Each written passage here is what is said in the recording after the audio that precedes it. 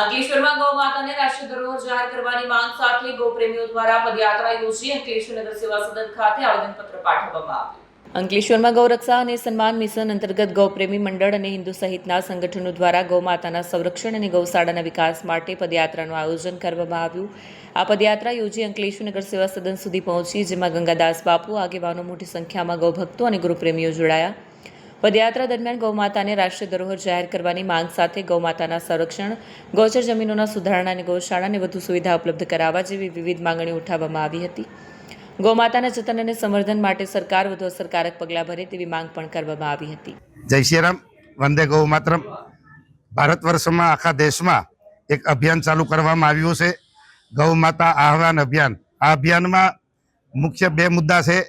ગૌ માતાને રાષ્ટ્રમાતા ઘોષિત કરો અને ગૌ હત્યા સંપૂર્ણ બંધ થાય અને એની ઉપર કડકમાં કડક કાયદા થાય એવી અપીલ। સાધુ સમાજ, એમાં કોઈનું નામ નથી, કોઈ પાર્ટી નથી, કોઈ નેતા નથી, સ્વયં આપણે જાતે આ અભિયાનમાં જોડાયેલા છીએ અને સમગ્ર ભારત વર્ષમાં આજે ઠેર ઠેર જગ્યાએ તાલુકા, જિલ્લામાં આવેદનપત્રો આપ્યા છે સાધુ સંતોએ।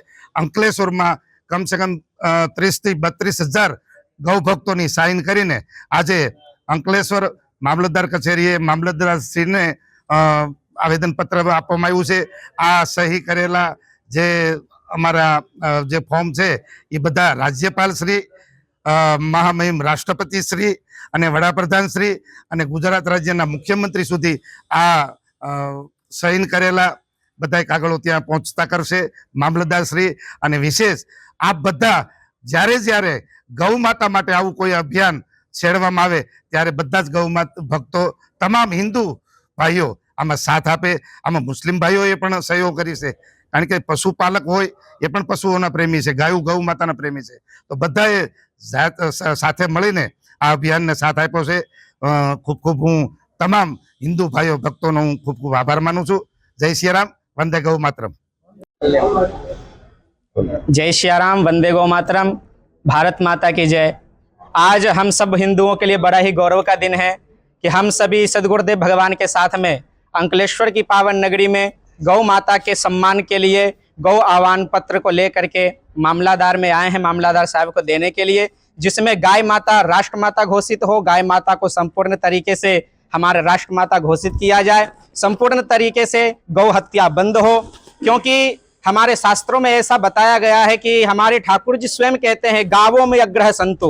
वेदों में कहा गया है हमारी गाय माता के हृदय में ठाकुर जी का वास होता है, और ऐसी गाय माता को आज जगह जगह पीड़ित किया जा रहा है।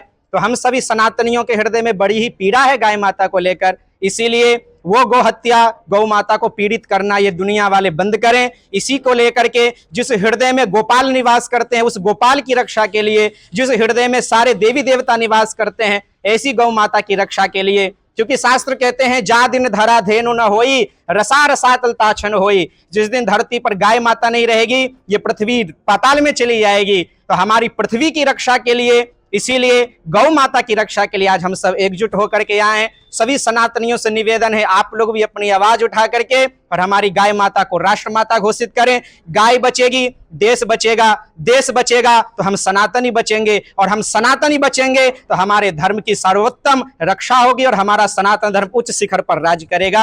इसीलिए जय गौ माता, वंदे गौ माता, भारत माता की जय। वीडियो जर्नलिस्ट इम्तियाज पठान साथ ही सत्या टीवी न्यूज़ अंकलेश्वर।